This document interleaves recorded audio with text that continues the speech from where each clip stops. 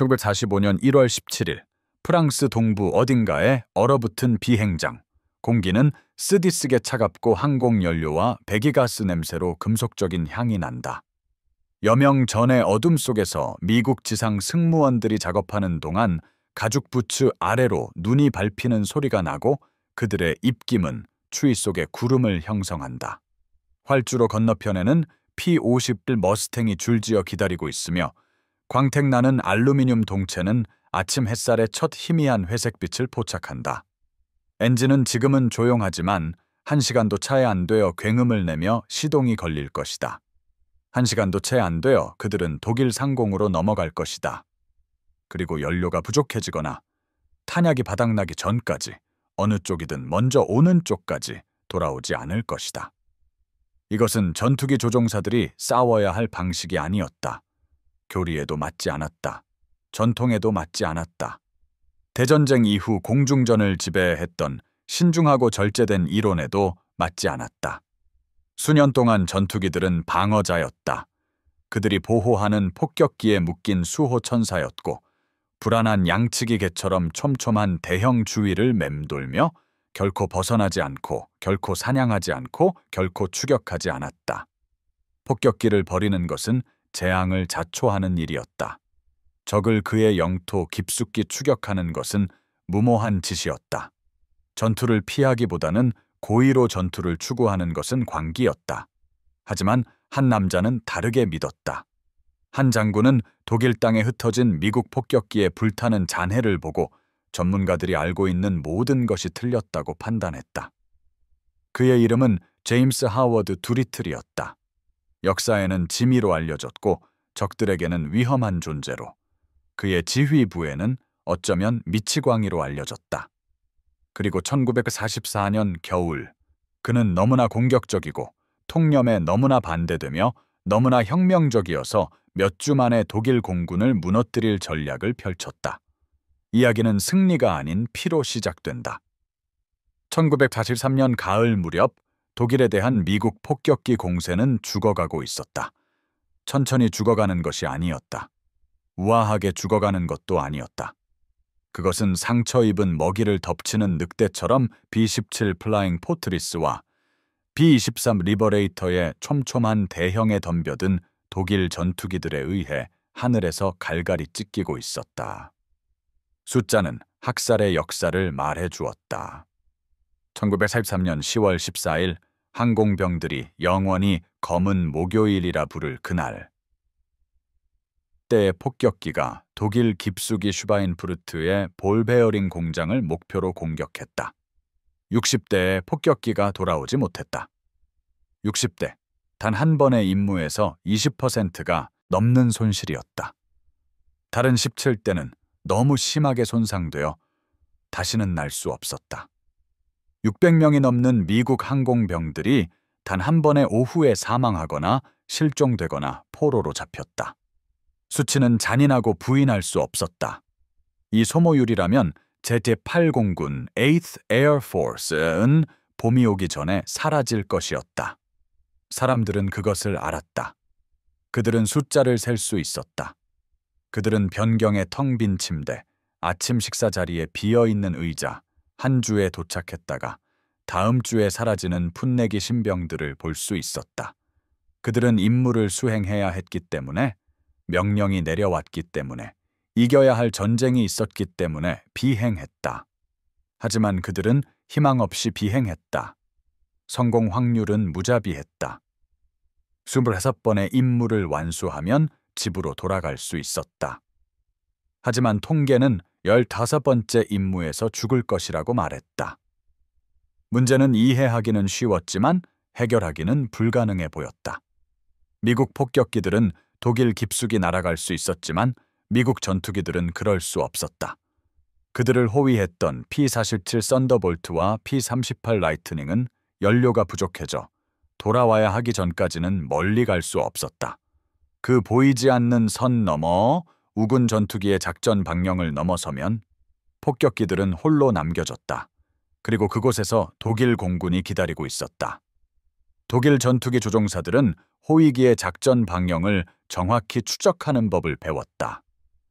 그들은 미국 전투기들이 미안하다는 듯 날개를 흔들고 본국으로 돌아설 정확한 순간을 알고 있었다. 그리고 그때부터 살육이 시작될 것이었다.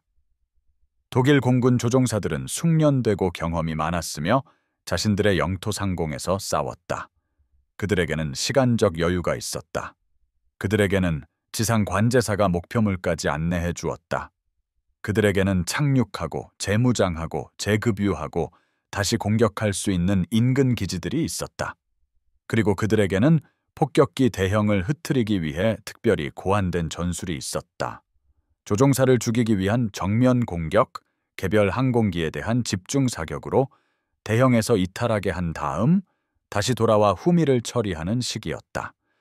미국인들은 그것을 가시밭길을 달린다고 불렀다. 독일인들은 그것을 하늘로의 승천, 즉 힘멜파르트, 힘멜파트라고 불렀다. 뭔가 달라져야 했다. 폭격기들은 보호가 필요했다. 전투기들은 작전 반경이 필요했다. 그리고 1943년 말 그들은 그것을 얻었다. P-50R 머스탱이 유럽에 도착했다.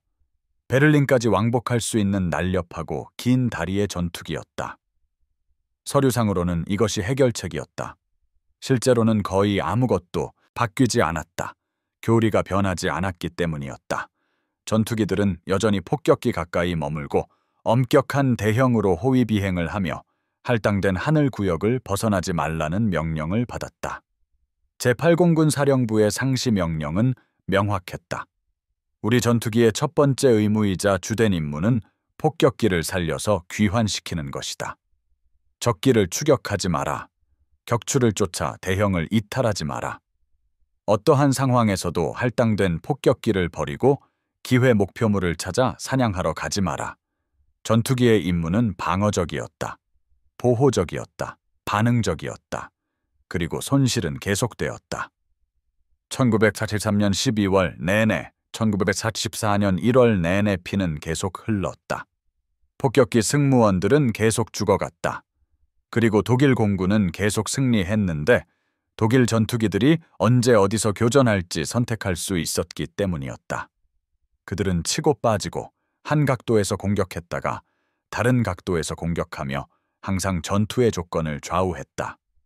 폭격기에 묶인 미국 전투기들은 단지 반응할 수 있을 뿐이었다. 그들은 사냥꾼이 아니라 경호원이었다.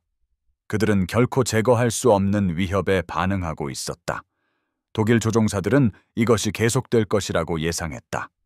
그들은 미국인의 용기와 화력을 존중하는 법을 배웠지만 미국 전략을 두려워하지는 않았다. 미국인들은 예측 가능했다. 경직되어 있었다. 그들의 교리에 얽매여 있었다. 그들은 거대한 대형으로 와서 폭탄을 투하하고 손실을 감수할 것이었다. 이것이 패턴이었다. 이것이 그들이 아는 전쟁이었다. 그리고 1944년 1월 모든 것이 바뀌었다. 제임스 두리틀이 제8공군 사령관으로 부임했다. 그는 57세의 스턴트 파일럿이자 항공공학자였다. 1942년 4월 항공모함에서 발진한 16대의 B-25 폭격기로 일본 본토를 강타하여 미국이 반격할 수 있음을 증명했던 도쿄 대담한 폭격 임무를 이끌었던 남자였다. 그 공습은 무모하다고 불렸다. 자살 행위라고 불렸다. 값비싼 항공기와 대체 불가능한 승무원들의 낭비라고 불렸다. 그것은 또한 전쟁의 가장 암울했던 시기에 미국인의 사기를 높인 빛나는 심리적 승리이기도 했다. 두리틀은 이론가들과 탁상 공론가들이 이해하지 못했던 것을 이해했다. 전쟁은 위험을 피함으로써 이기는 것이 아니다. 전쟁은 적이 감당할 수 없는 대가를 치르게 함으로써 이기는 것이다. 그리고 그는 독일 상공의 공중전을 보았고 느리지만 체계적으로 피할 수 없이 패배하고 있는 전략을 보았다. 그의 첫 주요 결정은 1984년 1월 21일 참모회의에서 발표되었다. 전투기 조종사들은 또 다른 대형 전술과 호위 절차에 대한 브리핑을 기대하며 모였다. 대신 두리틀은 그들 앞에 서서 처음에는 이해할 수 없는 듯한 말을 했다. 신사 여러분, 여러분의 주요 임무는 더 이상 폭격기를 보호하는 것이 아닙니다. 여러분의 주요 임무는 독일 공군을 파괴하는 것입니다. 공중에서든 지상에서든 우리 폭격기를 공격하고 있든 그들의 비행장에 앉아 있든 어디서든 그들을 발견하면 공격하십시오. 추격하십시오. 사냥하십시오. 죽이십시오. 방은 침묵에 잠겼다. 일부 조종사들은 자신들이 잘못 들었다고 생각했다. 다른 이들은 이것이 어떤 시험, 즉 명백히 위험한 명령에 누가 도전할지 보기 위한 함정이라고 짐작했다. 한 대위가 마침내 손을 들고 모두가 생각하던 질문을 던졌다. 각하 폭격기들은 어떻게 됩니까? 두리틀은 이미 계산을 마치고 비용을 따져보고 그것을 받아들인 사람의 차갑고 계산적인 눈으로 그를 바라보았다. 그는 조용히 말했다. 폭격기들은 스스로를 돌봐야 할 것입니다. 여러분은 해방되었습니다. 여러분은 자유입니다. 사냥하러 가십시오. 그 명령은 전투기 비행대 전체에 전기 충격처럼 퍼져나갔다. 어떤 이들은 그것을 해방이라고 불렀다. 다른 이들은 광기라고 불렀다. 폭격기 승무원들은 예상대로 격분했다. 그들은 자신들이 버려졌다고, 전투기 조종사들이 영광을 쫓고 격추수를 쌓기 위해 늑대들에게 던져졌다고 믿었다. 항의서들이 작성되었다. 공식적인 불만들이 제기되었다. 고위 폭격기 지휘관들은 두리틀에게 명령을 철회하라고 요구했다. 그는 거부했다. 두리틀은 공중전의 본질에 대한 근본적인 무언가를 이해하고 있었기 때문이었다. 방어적인 전략가들이 놓쳤던 무언가였다. 보호함으로써 이길 수는 없다. 오직 파괴함으로써만 이길 수 있다. 독일 공군이 존재하는 한, 그것은 계속해서 미국 폭격기들을 죽일 것이었다. 장기적으로 폭격기들을 구할 유일한 방법은 위협을 완전히 제거하는 것이었다. 그리고 위협을 제거할 유일한 방법은 공세로 전환하는 것이었다. 공격적으로, 무자비하게, 자비 없이. 그는 그의 전투기 조종사들에게 한 가지 간단한 규칙을 주었다. 가능하면 언제 어디서든 적 전투기와 교전하라. 만약 그것이 독일 대형을 추격하기 위해 폭격기 대여를 떠나는 것을 의미한다면 그렇게 하라. 만약 그것이 독일 전투기들을 그들의 비행장까지 따라가 지상에서 기총소사하는 것을 의미한다면 그렇게 하라.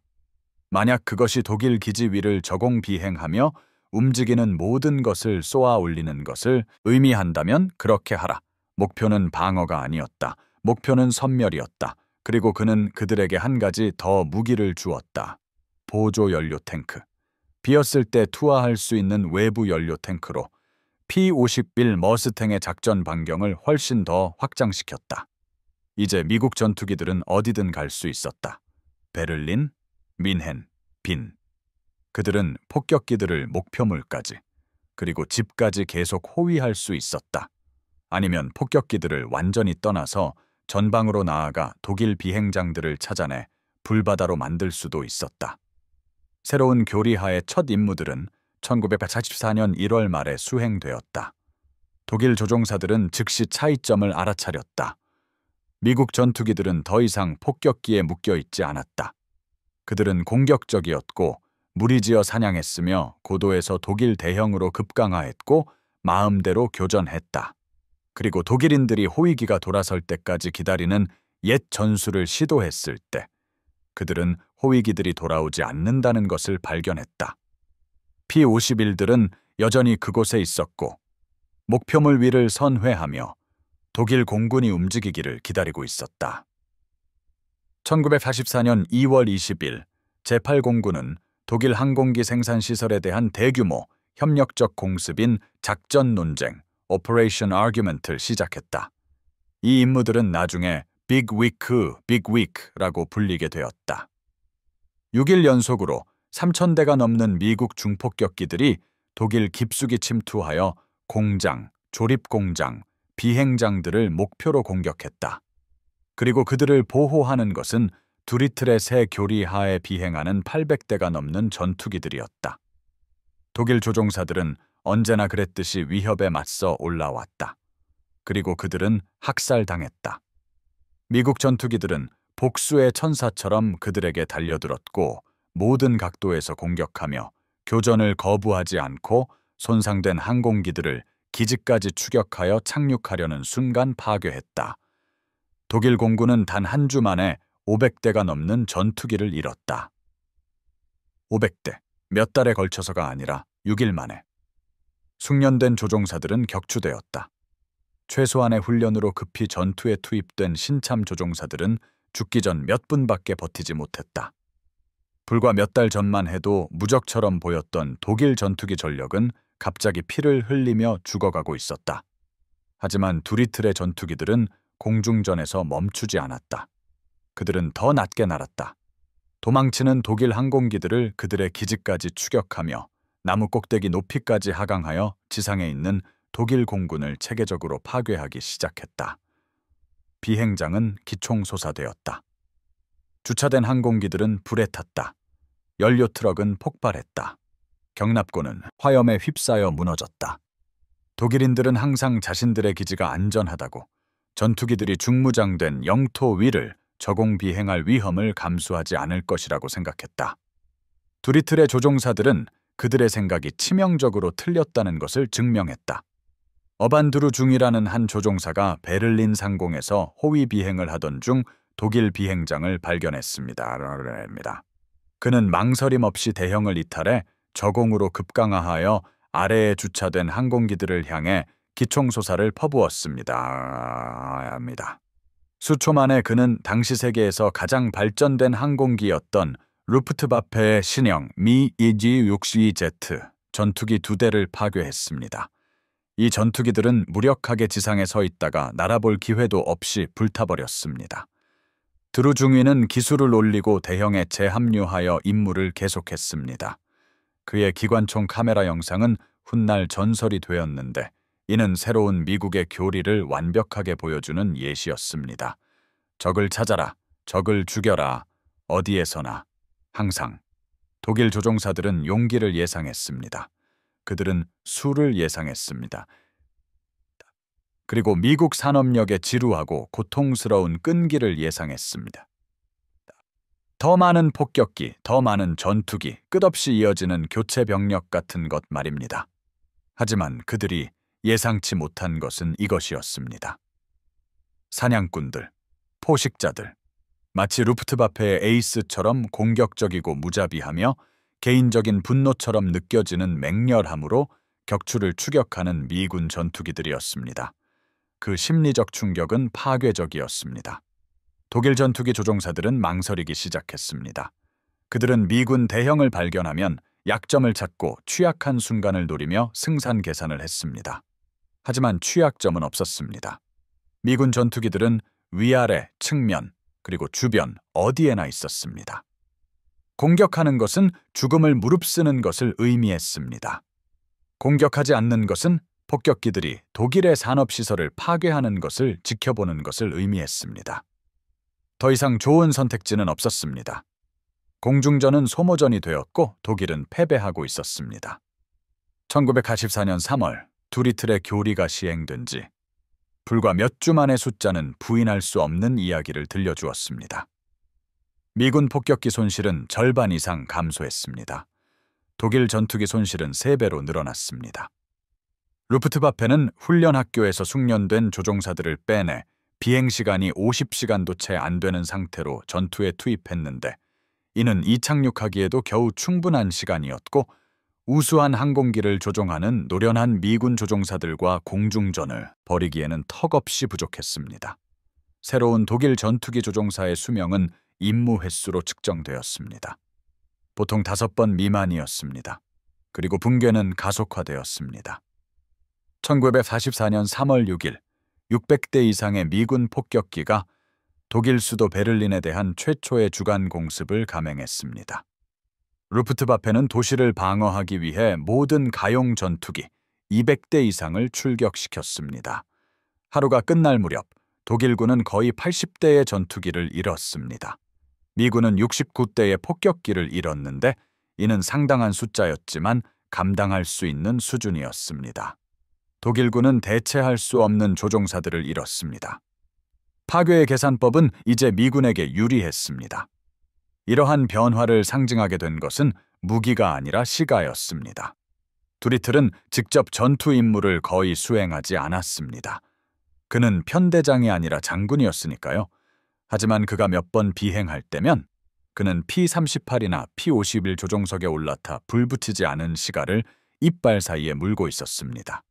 그는 시가를 피우지 않았습니다. 불을 붙이지도 않았습니다. 그저 시가는 거기에 있었을 뿐, 자신감의 표시이자 전쟁이 신중함이 아니라 계산된 공격성에 관한 것임을 이해하는 사람의 상징이었습니다. 그의 조종사들도 이 습관을 따르기 시작했습니다. 당시의 사진들은 미군 전투기 조종사들이 항공기 옆에서 시가를 손에 들고 환하게 웃는 얼굴로 포즈를 취하고 있는 모습을 보여줍니다. 그들은 갱스터처럼 보였습니다. 그들은 늑대처럼 싸웠습니다. 반면 루프트와페는 방어적으로 변했습니다. 수동적으로 두려워했습니다. 독일 지휘관들은 점점 더 절박한 명령을 내렸습니다. 전투기 조종사들은 폭격기가 직접적으로 위협받지 않는 한 미군 호위기와 교전하는 것이 금지되었습니다. 그들은 연료를 절약하고 불필요한 전투를 피하며 격추보다 생존을 우선시하라는 명령을 받았습니다.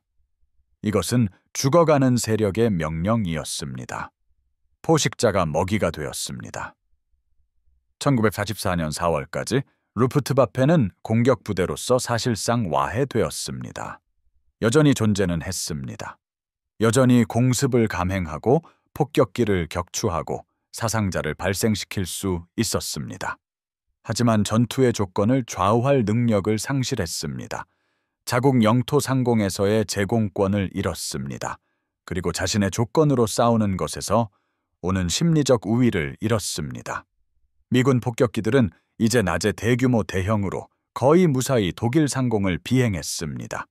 독일 국민이 두려워했던 악몽, 나치 선전이 결코 일어나지 않을 것이라고 약속했던 그 악몽이 이제 그들의 일상이 되었습니다.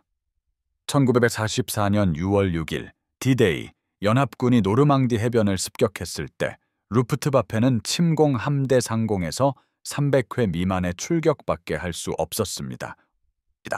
연합군은 14,000회 이상 비행했습니다. 해변 상공은 미군과 영국군 항공기로 끊임없이 덮여 있었습니다. 해변에 갇힌 독일 병사들은 하늘을 올려다보았지만 적기 외에는 아무것도 보이지 않았습니다. 도움도, 항공 지원도, 희망도 없었습니다. 한때 유럽의 공포였던 루프트와페는 무의미한 존재로 전락했습니다. 역사학자들은 훗날 독일이 전쟁에서 패배한 정확한 시점에 대해 논쟁할 것입니다.